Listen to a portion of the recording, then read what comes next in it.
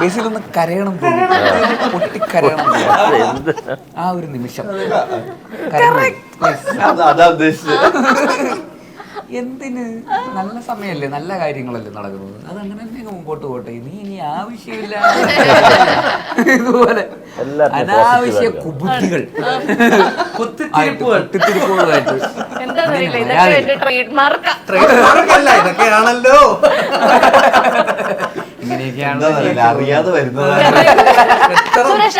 വേണ്ട വേണ്ടാന്ന് വെച്ചിട്ടേ രാവിലെ ഒന്നും വരും, പക്ഷെ തുടങ്ങി കഴിഞ്ഞാൽ എനിക്കിത് വരും. എന്റെ ഉള്ളിലുള്ള സത്യങ്ങളെല്ലാം ഞാൻ തുപ്പും. പറ്റില്ല. സുരേഷ് ഏട്ടൻ ഇങ്ങനെ ഇന്റർവ്യൂകളിൽ എന്നല്ല ഒളിഞ്ഞു മാറി നിൽക്കുന്നത് ഇങ്ങനെയൊക്കെയുള്ള കുനിഷ്ട ചോദ്യങ്ങൾ കേൾക്കുമെന്ന് പേടിച്ചിട്ടാണോ? തീർച്ചയായും അതൊരു കാരണമാണ്, ഇല്ലെന്ന് പറയാൻ പറ്റത്തില്ല. ഉത്തരം പറഞ്ഞു കഴിഞ്ഞാൽ പിന്നെ കാര്യമില്ലല്ലോ.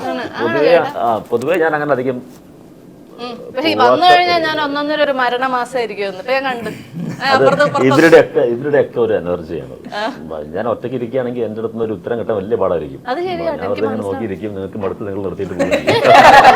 30 മിനിറ്റ് സൈലൻസ്. നോക്കിയിരിക്കും. ഓക്കെ മതി, ടൈമായി, ഓക്കെ, അത്രേ ഉണ്ടാവും.